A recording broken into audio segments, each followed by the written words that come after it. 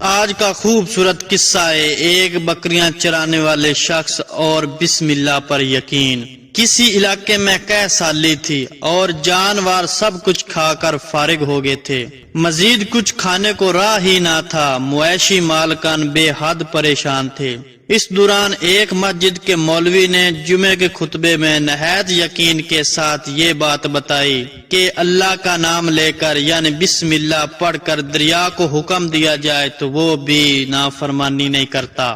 یہ چرہوے کا شدید پہلا جمعہ تھا۔ یہ بات اس کے دل میں اتر گئی، یقین کا درجہ پا گئی۔ اس نے واپس آ کر اپنی بکریاں کھولی اور سیدھا دریا پر چلا گیا۔ اونچی آواز میں بسم اللہ الرحمن الرحیم پڑھا اور دریا کو کہا کہ میں اپنی بکریاں چرانے جا رہا ہوں، اپنے اوپر سے گزرنے دے۔ یہ کہہ کر اس نے اپنی بکریاں کو ہانکا اور دریا پر چلتا ہوا دریا پار کر گیا۔ علاقہ گھاس سے بھرا پڑا ہوا تھا، درختوں کے پتے بھی سلامت تھے کیونکہ کسی کو یہاں تک آنے کی رسائی نہیں تھی۔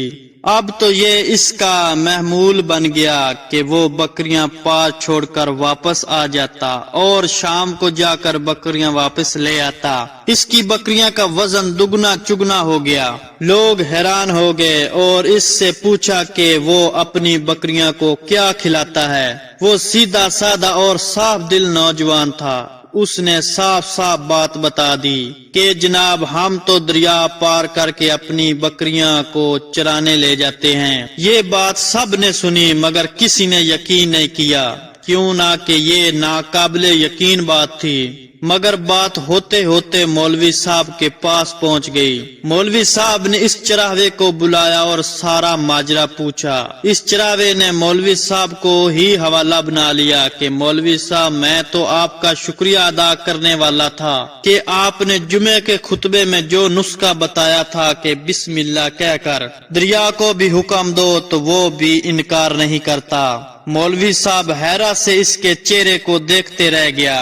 مولوی صاحب نے کہا بھائی صاحب ایسی باتیں تو ہم ہر جمعے میں کرتے ہیں، فقط ان کا مقصد لوگوں کا ایمان بنانا ہوتا ہے۔ مگر بکریاں والا ڈٹا رہا کہ میں تو بسم اللہ کہہ کر پانی پر چلتا ہوں اور بکریاں سمیت پانی پر چلا جاتا ہوں۔ آخر کار مولوی صاحب نے صبح خود یہ تجربہ کرنے کی ٹھانی اور چراوا بھی آ گیا۔ مجمع زیادہ تھا، مولوی صاحب نے ایک دو بار سوچا کہ انکار کر دوں، مگر وہ جو مولوی صاحب کو کندھے پر اٹھا کر لائے تھے اب بھی جوش و خروش سے اللہ اکبر کے نعرے لگا رہے تھے اور مولوی صاحب کے حق میں تعریفیں کر رہے تھے۔ آخر کار مولوی صاحب نے ایک رسا منگوایا، پہلے اسے ایک درخت کے ساتھ باندھا، پھر اپنی کمر کے ساتھ باندھا، پھر ڈرتے ڈرتے ڈھیلا ڈھالا بسم اللہ پڑا اور دریا پر چلنا شروع ہو گیا۔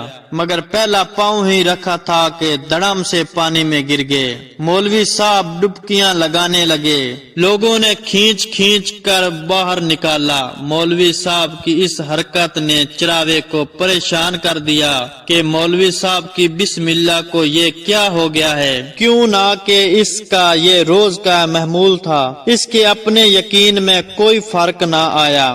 اس نے بسم اللہ کہہ کر بکریاں کو پانی کی طرف اشارہ کیا اور خود ان کے پیچھے چلتا ہوا پار چھوڑ کر واپس بھی آ گیا۔ لوگ اسے ولی اللہ سمجھ رہے تھے اور اس کے حق میں نعرے لگا رہے تھے، مگر وہ سب سے بے نیاز سیدھا سادہ انسان تھا۔ وہ مولوی صاحب کے پاس پہنچا اور کہا مولوی صاحب میں آپ کی بسم اللہ کی تعریف سے کافی پریشان تھا، مجھے آپ کی بسم اللہ کی بیماری کا پتہ چل گیا ہے۔ اس چراہوے نے درخت سے بندھی رسی کی طرف اشارہ کیا اور کہا مولوی صاحب یہ ہے آپ کی بسم اللہ کی بیماری، آپ کی بسم اللہ کی برکت کو یہ رسہ کھا گیا ہے۔ آپ کو اللہ اور بسم اللہ سے زیادہ اس رسے پر بھروسہ تھا، لہٰذا اللہ نے بھی آپ کو رسی کے حوالے کر دیا۔ مولوی صاحب آپ بھی کمال کرتے ہو، میں نے آپ کے منہ سے سنا اور یقین کر لیا اور میرے اللہ نے میرے یقین کی لاج رکھ لی، مگر آپ نے اللہ کا کلام سنا مگر یقین نہیں کیا، لہٰذا آپ کو اللہ نے رسوا کر دیا۔